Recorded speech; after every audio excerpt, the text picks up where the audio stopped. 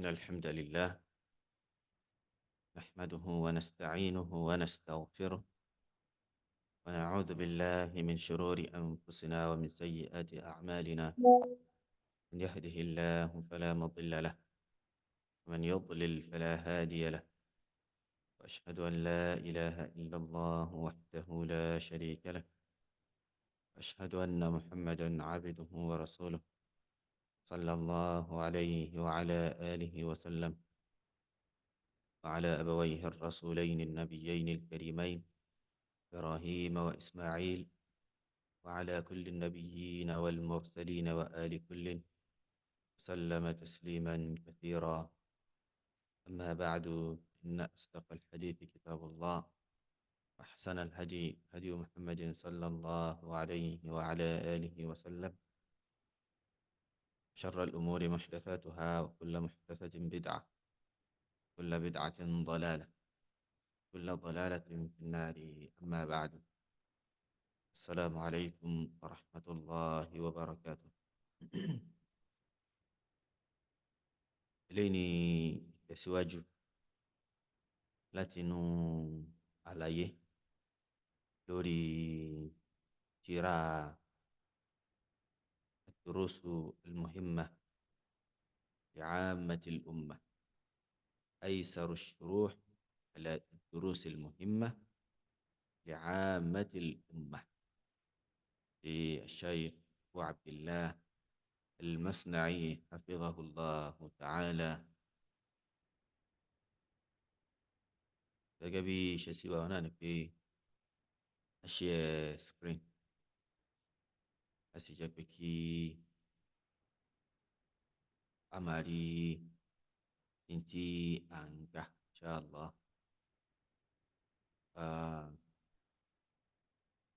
Ibi tí a dúró sí òun náà ni àlàyé súratu al-Humazah.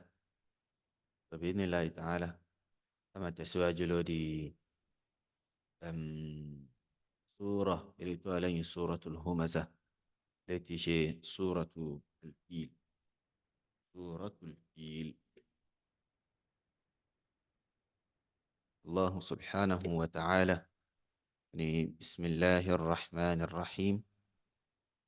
ألم تر كيف فعل ربك بأصحاب الفيل ألم يجعل كيدهم في تضليل وأرسل عليهم طيرا أبابيل ترميهم بحجارة من سجيل فجعلهم كعصف مأكول. سؤال سورة الله سبحانه وتعالى ó sọ súrà yìí ó sọ kalẹ̀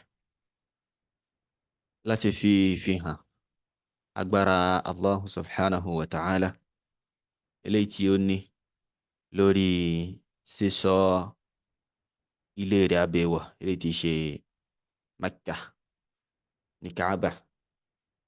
Bákan náà láti fi ṣèrántí, láti fi rán Ànábì sallallahu alayhi wa sallam létí àtàwọn mùsùlùmí. Bákan náà láti fi ọlá rẹ̀ eléyìí tí ó ṣe fún wọn láti fi hàn wípé òun ṣe oore fún wọn. Allah subhanahu wa ta'ala ni alam tara kayfa fa'ala rabbuka. Alam tara ay alam ta'lam ayyuha rasul. Ṣé o mọ̀ ni ìrẹ òjíṣẹ́? Kayfa fa'ala rabbuka, bí ọba rẹ̀ ṣe ṣe, ọlọ́run ọba rẹ̀ Allah subhanahu wa ta'ala bó ṣe ṣe bí ashabil fil, pẹ̀lú àwọn ashabul fil, Abraha àti àwọn èèyàn rẹ̀, àwọn ìjọ eléèrin, àwọn ìjọ oní elephant, nígbà tí wọ́n fẹ́ ṣe kíni, tí wọ́n fẹ́ wó Makkah, tí wọ́n fẹ́ wó Kaaba. afáàní bí ashabil fil alladhina aradu takhrib al-Kaaba. So ashabul fil yìí, àwọn ìjọ eléèrin yìí, àwọn tí wọ́n fẹ́ wá wó Kaaba, wọ́n fẹ́ wá wó Kaaba. wa humul habasha, àwọn sì ní al-Habasha, yẹn àwọn ará Ethiopia. Allah wa ni alam yaj'al kaydahum fi tadlil, ẹni pé laqad ja'ala Allahu kaydahum fi tadlil. So dájúdájú Allah subhanahu wa ta'ala ó sọ ète wọn, n tí wọ́n gbà lérò tí wọ́n fẹ́ ṣe, ète wọn burúkú wọn, ète burúkú wọn.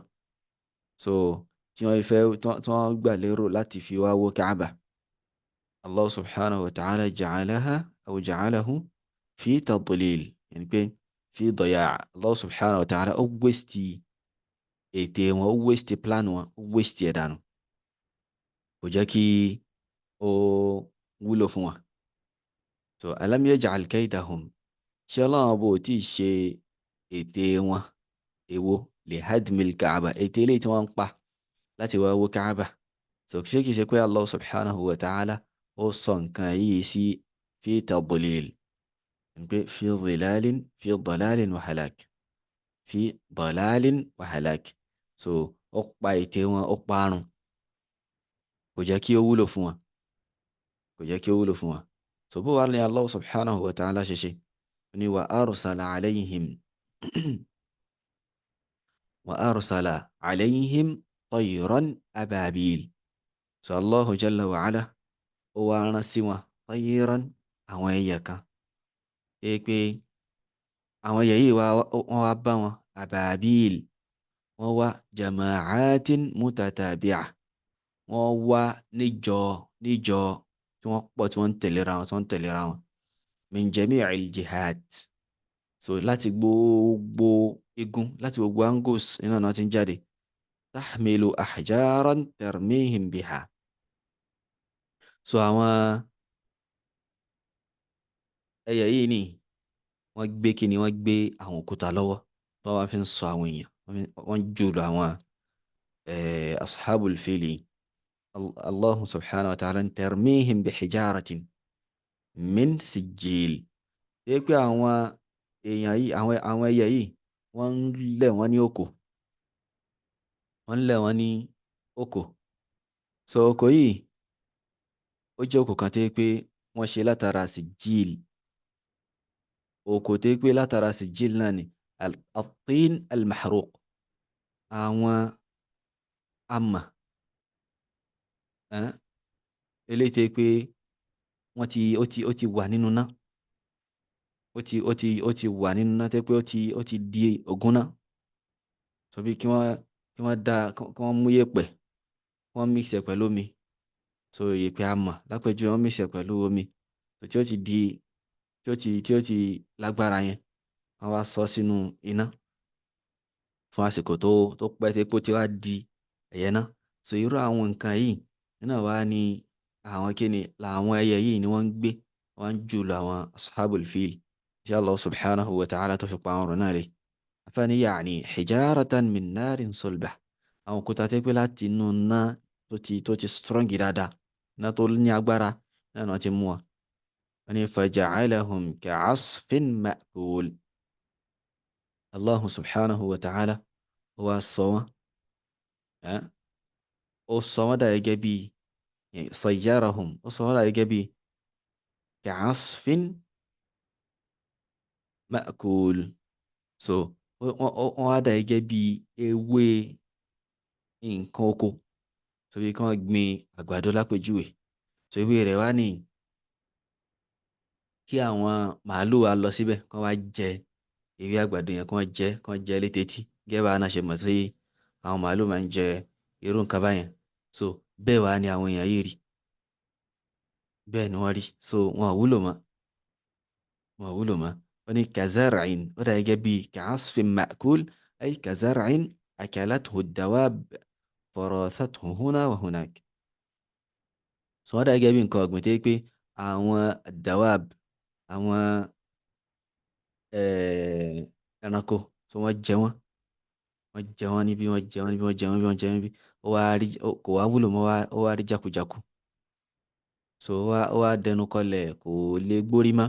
Wọ́n ní fayabisa wa tafarraq, ó wá padà gbẹ, ó wá pín yẹ́lẹyẹ̀lẹ. Wa sara la shay'a, ó wá di tí ò jámọ́ kankan mọ́, ó di tí jámọ́ nǹkan kan. So nínú àǹfààní eléyìí tó wà nínú àyà yìí, so wọn náà ni pé àwọn tí wọn bá ti gba àròyìn pẹ̀lú ìmánì, tí wọn bá ti nígbàgbọ́ sí Allah subhanahu wa ta'ala, so tí wọn sì ṣe àwọn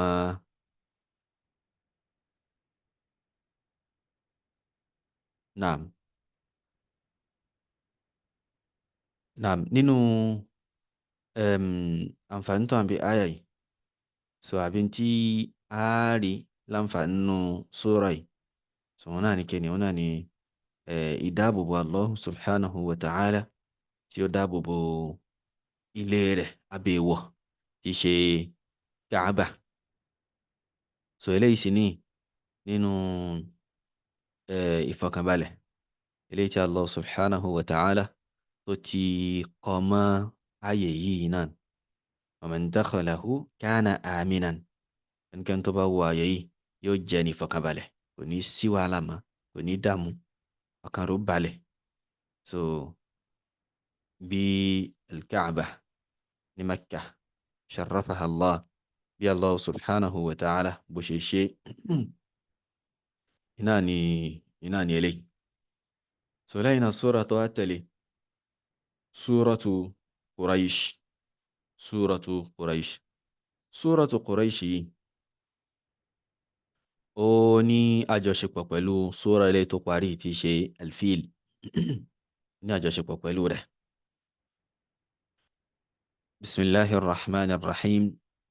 لإيلاف قريش إيلافهم رحلة الشتاء والصيف فليعبدوا رب هذا البيت الذي أطعمهم من جوع وآمنهم من خوف. So inú súra yìí, ìdí tí Allah subhanahu wa ta'ala tó fi sọ súra yìí kalẹ̀ ó ní láti fi ọlá rẹ̀, ìdẹ̀ra eléyìí tí ó ṣe fún àwọn Quraysh láti fi hàn wípé òun ṣoore fún wa. So bákan náà, oore tó ń wá ṣe fún wọn yẹn, kí ni nǹkan tí ó jọ́ràn yàn lórí wọn láti máa ṣe fún òun látara oore tí ó ṣe fún wọn yẹn. So Allah ní li'ilafi Quraysh, li'ilafi Quraysh, ẹni pé n ta ṣe fún yín yẹn, n tí a ṣe fún yín yẹn, a ṣe fún yín nítorí n tí Quraysh tí wọ́n ti bá sáábà tí wọ́n máa ń ṣe, nítorí àádá Quraysh, n tí àwọn Qurayshi tí wọ́n ti bá sáábà tí wọ́n máa ń ṣe. ẹni pé Allah subhanahu wa ta'ala ní pé àwọn ashabul fil tí wọ́n wáyé tí wọ́n fẹ́ wó Kaaba tó ń wá dá kayduhum fi tadlil, gbogbo ète wọn, gbogbo plan wọn tó ń dànù, tó ń dàrú yẹn, so tó ń rán àwọn ẹyẹ sí wọn tí wọ́n pa wọ́n run. Allah subhanahu wa ta'ala ó lóun ṣe nǹkan yìí li ilafi Quraysh, nítorí tí àwọn Quraysh tí wọ́n ti bá sáábà tí wọ́n máa ń ṣe. So àfáàní ma alifathu Qurayshun min ar-rihlati ila ash-shami wal-yamani bis-sayfi wash-shita'i lit-tijara. So ohun tí Allah subhanahu wa ta'ala tó ń sọ níbi pé àwọn Quraysh wọ́n bá sáábà, òun náà ni ìrìn àjò lọ sí ìlú Sham àti Yemen ní ní àsìkò saif àti àṣìta, lásìkò ooru, lásìkò tútù, lit-tijara, nítorí business. wọ́n ní ilafihim rihlata ash-shita'i was-sayf. So in tí wọ́n bá sáábà látara pé kí mi máa ṣe rihla, mi máa ṣe ìrìn àjò ní àsìkò àṣìta àti as-sayf, lásìkò tútù, lásìkò ooru. So rihlata ash-shita lọ sí ìlú Yemen, rihla ash-shita ìrìn àjò ìgbò tútù, wọ́n máa ń lọ sí ìlú Yemen. ìrìn àjò ìgbò ooru, wọ́n máa ń lọ sí ìlú Sham.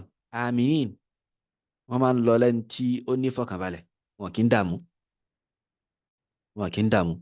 So Allah subhanahu wa ta'ala sọ pé pẹ̀lú ìdẹ̀ra tó ń wá ṣe fún yín o, falya'budu rabb hadha al-bayt, kan ya máa jọ́sìn fún Allah ni o, ọba tó ní ilé yìí, ilé tó bá wọn ṣọ́ yìí, Kaaba tí Allah subhanahu wa ta'ala tó bá wọn ṣọ́ yìí, ó káwọn Quraysh kan ya máa jọ́sìn fún ilé yìí ni o.